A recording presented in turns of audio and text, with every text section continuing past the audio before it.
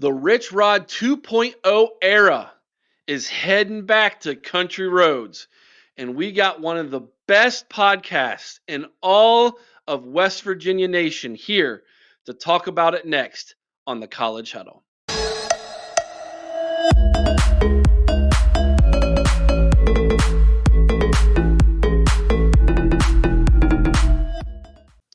And joining me now from the Country Roads Webcast is Jorden. Jorden, welcome to the College Huddle.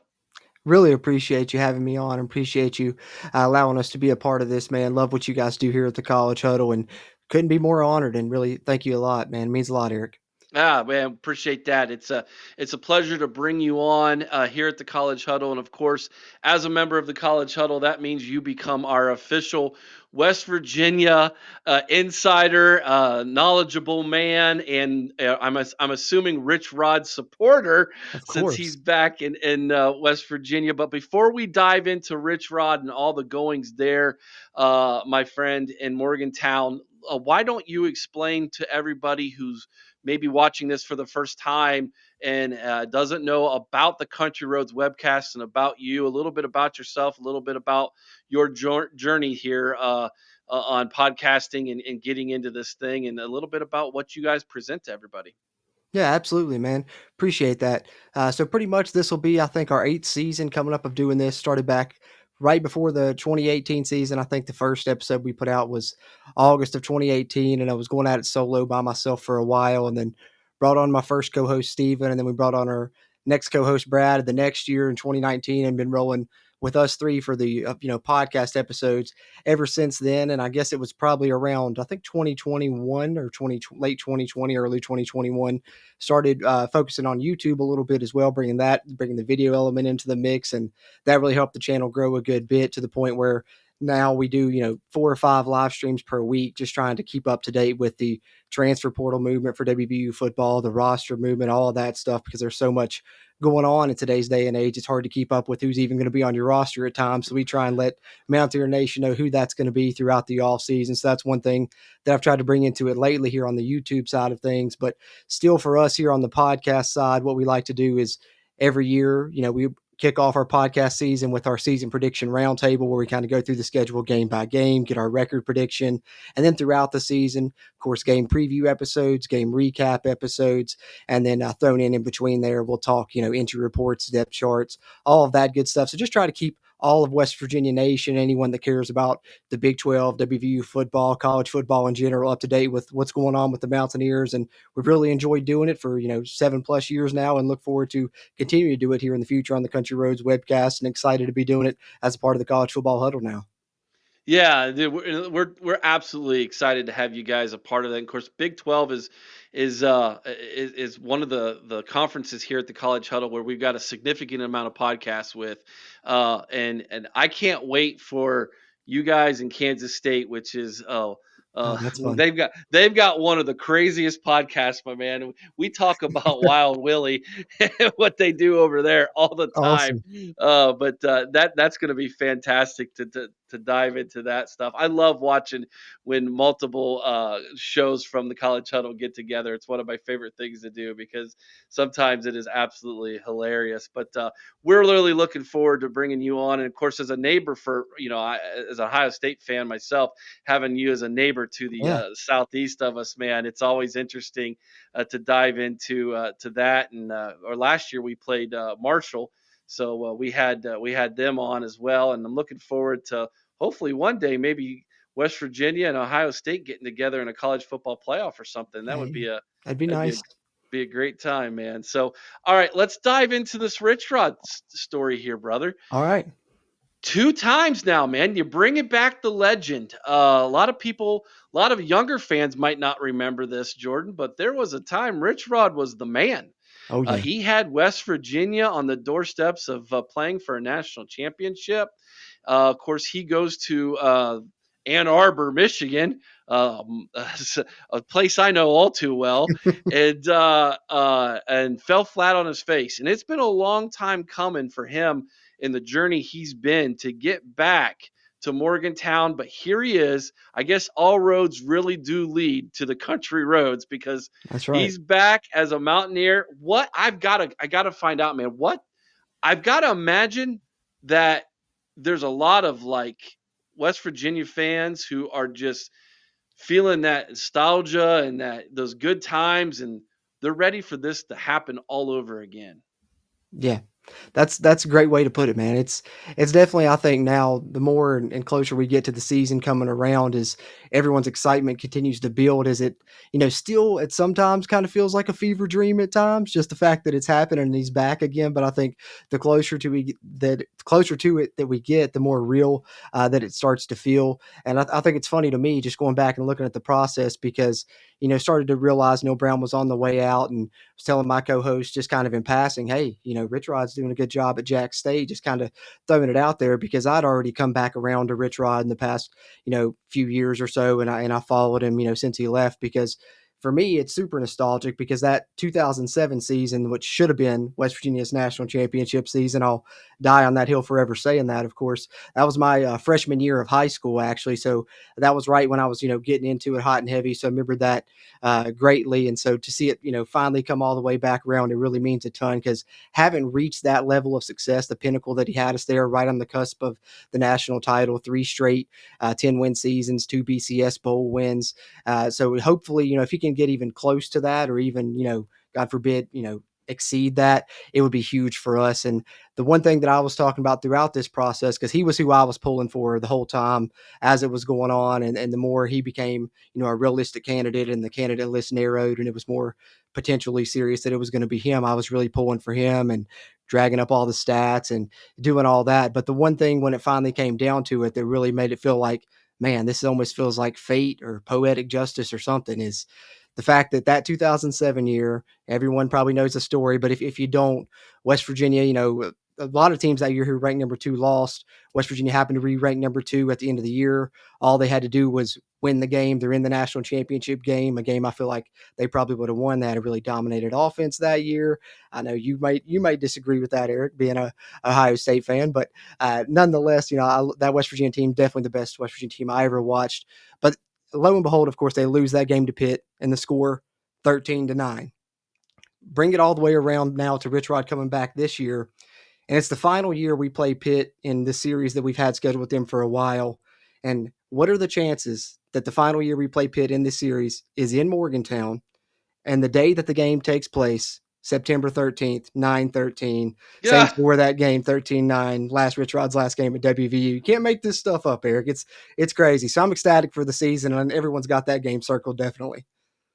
the Backyard Brawl, for my money, is probably the most underrated rivalry in college football. You guys, I mean, I'd agree. I won't say it's on the level of Ohio State, Michigan as far as hate, because literally we have two fan bases right now going to war with each other in those two fan bases. But I see a lot of West Virginia Pitt hate with each other online too. Like that thing is, it's, to me it's kind of like uh a younger brother who's mad because his best friend kissed his sister type of thing. Like Yeah. it is, there is some bad blood It's there, ugly. man. It can get ugly. Yeah. So tell everybody who maybe not familiar with the Backyard Brawl, what makes that thing so heated? But it's just one of the more historic rivalries people don't realize, playing for, 100 and what 120, 130 plus years now, I think at this point. So been going at it for a long time. And also, only 90 miles separate the two schools. They're in one another's backyard. So they're battling for recruits constantly. And, that's always been a thing. Some guys from Pennsylvania, Pittsburgh area will come to WVU. We've had guys, from the high northern West Virginia area go play at Pittsburgh. So that always, goes into it. A lot of those guys are rivals, in high school. Then they go on to play for the separate schools and go against one another. So it's always been super heated. And then you have all the moments throughout history, that stand out We mentioned, '07 Rich Rod's last year here, what Pitt did to WVU. That certainly made the rivalry even more heated at that point. A couple years later, West Virginia returned the favor in '09 when Pitt was a top 10 rated team. And there's all kinds of moments throughout history. There's a great book, actually. It's called Backyard Brawl by John Antoniuk, I think was the author. And I read it a few years ago when the series was first brought back. I think that was 2021 or 2022, if I'm not mistaken. And that book really just made me, have that even more hatred, I guess, for Pitt. But 2007 did that enough for me because up to that point, I was young, I didn't really understand it, but at that point, I fully understood it. And I think once you're in it and experience it as a fan in either fan base to that level, you certainly understand it, and it really is just kind of a good old fashioned hate, I guess you could call it. Yeah. Definitely, the Backyard Brawl is a great name for it. Yeah, yeah, it is. That's one of the better rivalry names. Now, is there a trophy with this, or is it just No, all bragging rights? just straight bragging That's rights. what it should be. Like if you have to add a trophy to something to try to make it a rivalry, is it really truly a rivalry? That's a good That's point. yeah, I like that. I like that. Very very good. Okay. So let's talk a little bit now about what job Rich Rod has to do here Hmm. coming back to West Virginia. This is a proud program, Jorden, that obviously is fallen on some hard times. I won't say that it. I won't say the cupboard's completely bare, but the way he's attacked the portal here, um, it looks like this is an overhaul. Yeah. Yeah, that's definitely an accurate term for it. I would say 100%. And I think, you can talk about that in a lot of different ways. I think one of the main things that it signifies to me is something that we've all talked about here in the fan base is it's a complete culture 180 from the previous regime to what they're preaching now with this regime. Their hard edge mentality they like to bring to things, the hard work, blue collar style, completely different style of offense, going to be completely up tempo all the time. So a lot of different factors going into the reasons for that they kind of went out and purged the roster and then brought in more guys that they feel like are better fits, I think. But I think, for Rich Rod, when I look at it with his history, what gives me hope for that is that he had to do something similar at Jack State last season. I think they had 60 plus new players there, went on to win the conference championship, got off to a slow start. So hopefully we're able to get off to a quicker start than what they did. But it also shows something that we were hoping was going to happen with this Rich Rod hire for WVU. And it was one reason a lot of the fan base got behind it when it was rumored that it was going to happen, is because of the money that's involved and tied into it. You got guys like Pat McAfee, Ken Kendrick, who owns the Arizona Diamondbacks, a lot of big money donors that are close friends of Rich Rod, big supporters of Rich Rod. And I think you've seen West Virginia go out this all season, and you kind of have seen that come to fruition with, not only what we're talking about with the roster overhaul, getting some really good players out of the transfer portal, which some standout ones are Jamori Robinson, who I think was one of the better pass rushers, defensive player of the year in the American Conference last year at UTSA. Michael Coates was a really standout cornerback at Nevada. He was one of the better cover corners. They, paid him to not go on a visit to Ole Miss and actually commit to WVU. They were very focused on improving the defense, which has been something that was a nagging issue at WVU the past couple of regimes, really. So they went out and got some players that they had to pay a good bit for in NIL money. So you saw it in that aspect. And then with the staff they've put together, on paper, this is arguably going to be the best staff in WVU football history. They go out, they get Zach Alley from Oklahoma.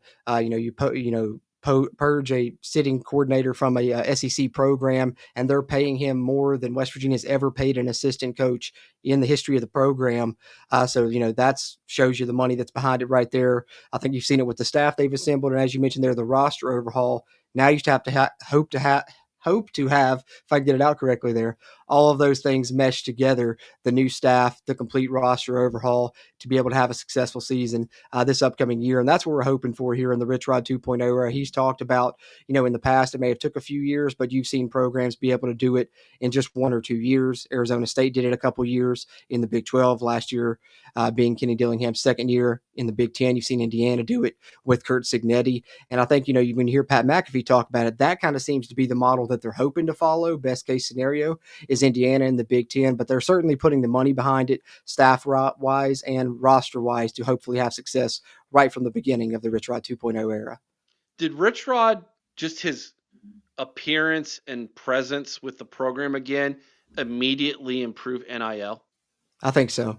I definitely think so because we can, you can go back and look at the past couple of seasons with the transfers West Virginia has been able to bring in, and just the quality and quantity both have increased a ton this offseason with Rich Rod here at the helm. So I think you can see, and that's multifaceted because I think Ren Baker, who was our new athletic director, was only here for about 1 year with the previous staff with Neil Brown. So they were trying to make improvements all along, but I think it's just perfect timing that you get Rich Rod back too, who has a lot of extra donor support. That's guys are going to give more money than they did to the previous staff because they've seen him win here before. They were starting to get reluctant to give to the previous staff because they hadn't shown that they can win. They've got a guy that they know, a guy that they like, and that has proven that he can win here.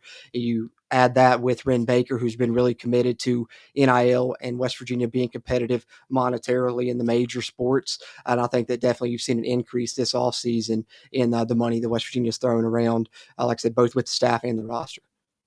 Yeah, excellent. That sounds like he's definitely doing that. Now let's talk a little bit about your schedule here. And this is what he'll be attacking here this year. I have it pulled up here. I'm sure you know this thing by heart, Jordan. But looking at it here, we have RMU. Who is that? I don't even know Uh, who. so Robert Morris, so Bobby Robert Morris. Morris. Okay, I wasn't sure based off the logo there. I'm squinting my eyes to see what college is. Robert Morris to start the year off. That's a win. Okay. Ohio. So this is That, interesting. that's a tricky one. Yeah, um, if you're not aware of the geography here, Athens, Ohio, and Morgantown, West Virginia are not exactly um, they're not exactly across country here. This is Appalachia, Ohio meets Country Roads, West Virginia. Um, and Ohio's been one of the better MAC schools for the about the better part of the last decade Mm-hmm. to decade and a half. So yet you look at that and you think win. But Ohio's going to be a good challenge. I think this is going to be a really good measuring stick right off the bat for you guys before you take on Pitt. Because if you actually play really well and you beat Ohio by 2 or 3 scores, all right, we've got something here, right? Is that kind of what you guys are looking at with that game as well? Yeah, that's exactly how I've been feeling about it. I think that it's got all the makings of, the prototypical trap game right there, sandwiched in between, a team that you're expected to win and Robert Morris, and of course your big rival in Pitt, and you're having to go on the road there to play at Ohio, which you just adds to the level of difficulty. And I think it was year before last, I believe it was Iowa State went there and lost. So they've shown they can go ahead and, beat a Big 12 team at home. Like you said, they've had great success recently. I think 2 or 3 10-win seasons the past couple of years here, been on a nice little run. I do believe they're replacing their head coach, but it's definitely going to be a great early season challenge that kind of harkens back to those things we were talking about with the staff and the roster needing those to mesh. And you probably need them to mesh early with, you got a tough game on the road here against someone that can beat you if you're not ready. Then you come back home for the backyard brawl, like you said. This is at home. It's got a lot of poetic undertones to it, like you brought out perfectly earlier. So that should be good. That should be a good game before you open up Big 12 play. And uh, so I'm looking at your non-con schedule and saying, if you 3-0 is a possibility. It's possible. It's possible. 2-1 is probably acceptable, I would say, by Mhm. most West Virginia fans. 1-2, and all of a sudden, that's kind of not the start we're wanting here. So, um, that's kind of how I look at it nationally. Am I correct in my perception there? I think I'd 100% agree with the only caveat being 2-1 is fine with Mountaineer Nation as long as the one they'd rather it be to Ohio than to Pitt. They'd rather be 2-1 with the loss to Ohio than the loss to Pitt. But yeah, hoping for 3-0. I think we definitely accept 2-1, 1-2, and we're a little bit worried. All right, let's take these in threes. We'll break this in quarters here to the schedule. On the road at Kansas, home against the Utes of Utah, on the road at BYU. Break down those 3 games for me from a West Virginia perspective. I think when you look at those right there, starting the Big 12, schedule off, not in an easy way, especially having to head to Kansas, right at the beginning there. Kansas and West Virginia have had some interesting matchups lately. I'll be anxious to see how that one goes with that battle. Definitely, that's one you would probably call a toss up at best. Utah, I like having them at home in Morgantown. Didn't have to play them last season, so it'd be the first time, playing them since they've been around here in the Big 12. Be anxious to see where they're at. Had, kind of a disappointing season last year. Kind of two similar teams here that we kind of just don't know a ton about really going into this season. And then, BYU on the road, I look at that as one of the tougher games on the entire schedule. If I'm being honest with you, I think BYU's going to be one of the favorites here in the conference. So, I think we're breaking it down by threes here with the six that we've talked about here when we get to BYU.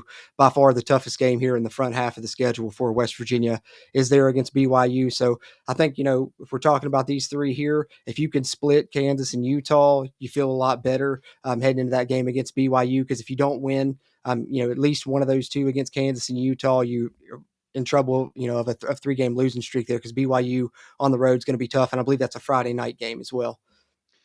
Yeah. Okay. So, I would say if I'm looking at this nationally and if I'm a betting man, I think West Virginia might be able to get one of those three. Mhm. And again, two of them on the road. BYU is a tough place to play. Yeah. So if you can get Utah or Kansas, obviously 2-1 again would be, I think, an ideal scenario for West Virginia to go 2-1 in those three games. All right, the next three are a little bit more manageable here. On the road at UCF, home against TCU, on the road against Houston. So we go from three of the better teams in the Big 12 to three of the teams that are mid. Yeah, and I think that's the good way that this schedule sets up, right? Especially when we're talking about the way that we have here, breaking it down in threes. First three, like I said, manageable. Got a chance in all three of those games. Second three, be feeling good if we can, pull out a win there, at least one win. But then you get to this three, and I think it's similar to that first three. You got a chance to win at least a couple of these, hopefully, if all goes according to plan. And maybe if you're really hitting your stride here, you can hit three straight wins and get back on the winning side of things after you've hit a tough portion of your schedule there. UCF, the bounce house there in Orlando, fun atmosphere. West Virginia has had, a good history with UCF so far since they've been in the Big 12. And I think that West Virginia on paper, I like them a little bit more in that matchup. TCU, at home. So you do have that in Morgantown, but I think TCU may be a sleeper in the conference this year. So that one worries me a little bit. And then Houston on the road, we owe them one. Dana Holgerson was there a couple seasons ago. They beat us on a Hail Mary. That one still leaves a bitter taste in our mouth there. Do like Willie Fritz as a coach at Houston, so won't be no easy task by any means there. But I think you could go 2-1 through those three potentially if you're the Mountaineers. Right now on paper, looking at it, way too early. We'll see what happens when we get closer to it. But now I feel pretty good about that stretch of games there. All right, let's go to the last three here. You get Deion Sanders at home. Mhm. I this he's so captivating to me. This just every time Dion's on and the Buffs are on someone's schedule, you just circle it. Yeah. You just circle it. And we had David from Dave Talks Buffs on and a couple episodes ago, and it's amazing to just like it almost is a disservice to Colorado in a way because Colorado is going to get everybody's best shot Oh, simply absolutely. because all the eyes are on Dion, and he's just added more star power to that coaching staff. Then you get Arizona State, Cinderella from last year. Um, you have to go out to Arizona to play the Sun Devils.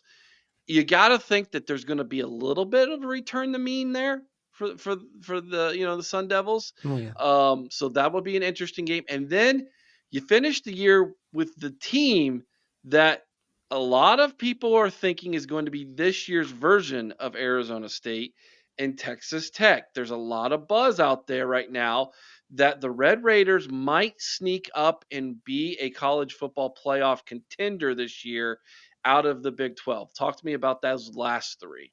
Yeah, I think that that's why that group of games we just talked about prior to this one is so important to try and get at least the two wins that I was talking about that maybe West Virginia could pull out there because, it's arguable with that first section of Big 12 games, but I think that this is the toughest part of the schedule, in my opinion, here is to close out the season. But, if you're someone that puts on the golden blue glasses, as I like to say, and tries to keep it optimistic, hey, that's what you want. You want to play important football games in November. If you get to here, you have a decent record.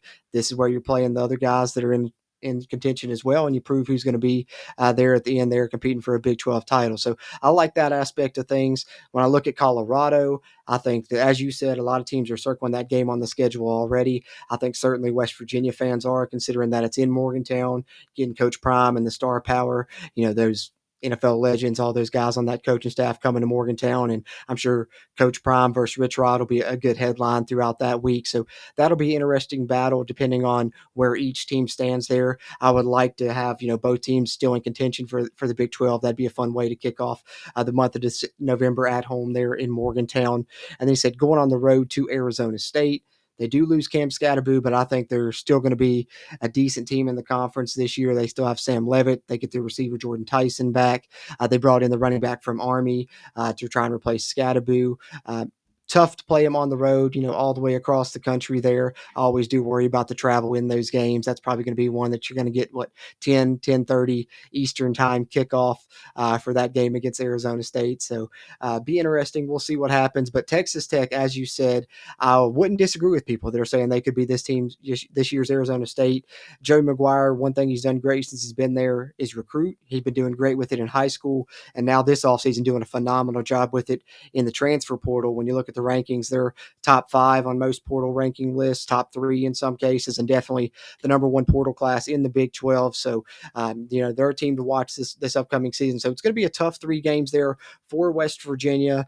2 of them at home. You like that. Morgantown's a tough place to play. Hopefully, at least one of those is a night game. Would love to see that game against Colorado be a night game in Morgantown. Maybe that allows West Virginia to win that one. But I think you got to try and at least squeak out one win here in this group of final 3 games if you want to consider this a successful season, probably. But, if you're doing really well, maybe you can get 2 of them and remain in contention for a conference title. Who knows? All right, so I was doing the math here while you were talking. It looks like to me, and tell me if I'm wrong, the ceiling for this team is somewhere around 8-4. Yeah. I would probably put it around there. I think, everything goes well, you could maybe get 9, flirt with the double digit win list. We just have to see, to me, it's just kind of hard to judge until I get to see, because that's the thing with this roster when we talk about that overhaul is we brought in so many new pieces that you really don't know who's going to win the position battles, who's going to be the first team guy, who's going to be the second team guy at I'd say 19 out of 22 positions, give or take, there. So it's kind of hard to judge in that aspect. But I will say that, I've seen a lot of the betting lines be out there setting it at over under 4.5 on some, over under 5.5 on some. That's the line on DraftKings, which is the betting app that I use the most. And I went ahead and hit the over on the 5.5. So I think they will be a bowl team. I think best case scenario is, you have 6 or 7 wins and you head into that final stretch of 3 games that we were talking about there. And maybe if everything breaks your way, have a chance to sneak into the Big 12 title game with 8, 9, maybe 10 wins if you're lucky. But I think, floor for me is probably a bowl game and ceiling, yeah, somewhere around there. What you're saying, maybe 8, 8.5, I would put as a ceiling or something like that. So you think the floor is 6, 6-6? Yeah, personally, I do. I think that Okay. with the staff they've assembled and a lot of the pieces that they brought in, now I've been wrong before. I may be wrong again, but I just think that they have a lot of talent on the staff, a lot of talent on the roster. Now, will it gel? That's the big question that remains to be seen, right? And I think that that's why if you're Vegas, you're setting that number at 4.5, 5.5, trying to see which way that line's going to go. And some people are going to hit that over, and then maybe I'll be wrong, and I'll lose those people money, including myself. But I would be surprised with with what Rich Rod has shown here in the past, with what he's shown lately, doing similar roster overhauls, and now having more money to do it here at WVU and bring in kind of the more talent fits that he wants. If he wasn't able to have success at WVU in year 1 and at least get the Mountaineers in a bowl game, personally, I'd be really surprised. Well, I'll tell you this much. My betting guy tells me he's like when it comes to the Big 12, just don't do it. it's it's hard. It's hard, it man. is the It's hard to hardest. judge. I think I want to say that Vegas won more money off the Big 12 than any other conference last year I because believe of it. just it was from week to week. It was a crapshoot. You never knew what was going to happen in the Big 12. Yeah. It's the most, I would say, even conference out of the Power Four. But I will also say it might be one of the most fun conferences to watch because of that. That's what I With love about it. It's wide open and you never know. That's why, right now I feel really confident as well because even when we're looking at here going through that schedule, some of those teams that we think, hey man, these are going to be really tough may not be. It seems to be the case every year that there's someone down there at the bottom. Arizona State last year, you can go back the past couple of years. I think the 2 years prior to that, the team that won was picked seventh or below in the conference. West Virginia was picked dead last 2 years ago, won 9 games. So you never know which way it's going to go. That's why it's so crazy to talk about here this far out and try and judge it because the Big 12, maybe more than any other conference, is such a toss up. But it being so wide open is what gives you hope as a fan. And that, friends, is why we brought the Country Roads Webcast onto the College Huddle for knowledge like that. That was very well said and very well done, Jorden. We Appreciate that. appreciate you coming on, man. Tell everybody again where they can find you and follow you. Absolutely. Really appreciate that, Eric, and appreciate you guys at the College Huddle for bringing us on here and love what you guys do and hope everyone continues to support here. If you're a fan of college football, you definitely need to be checking it out here. But with that being said, if you're interested in WVU football content, we cover recruiting, we cover roster management, we cover transfer portal movement, all that good stuff. And of course, when season comes around, game previews, game recaps. Find us on YouTube, Country Roads Webcast, and find us on any podcast platform you like. We're on all of them there: Spotify, Apple, Amazon Music, iHeartRadio, you name it. Just search for us there, Country Roads Webcast. And social media, you can find us there. It's at WVU Country Roads on X, and then Country Roads Webcast, Facebook, Instagram, if you want to find us there on social media. And we really appreciate you having me on. If you are a Mountaineer fan and this is the first time you have stumbled onto the College Huddle, please do us a big favor. Subscribe to the channel. It doesn't cost you anything. It's absolutely free and it helps us out as we continue to grow our new channel here on YouTube for the College Huddle. Down in the comments section below, we want to hear from you. Let us know what your prediction is for the Mountaineers in 2025. What do you think Rich Rod 2.0 will do in year number one, given that difficult schedule that they have? However, with all those changes that have been made there in Morgantown, we would love to know what you all think about what we think. Please do so down in the comments section below. And again, please hit the thumbs up, like the video. That way, YouTube likes us more and will send this video out to more people like yourself. Thank you so much, Jorden. One final Thank you. question for you. I got to learn. I've been asking everybody, what is West Virginia's chant or sign, or what do West Virginia fans do when they see another West Virginia fan to let them know that they're a Mountaineer? Usually you can just hit them with a let's go, and they're going to throw you back a Mountaineers. That's usually the go to. All right, let's go Mountaineers. Gotcha. All right, what I didn't know if there was some kind of secret John Denver thing or what was going on there, but it's let's go Mountaineers. Gotcha. We're learning, Jorden. That's what Yeah, that's this is right. all about, man. Thanks for joining us. I appreciate you.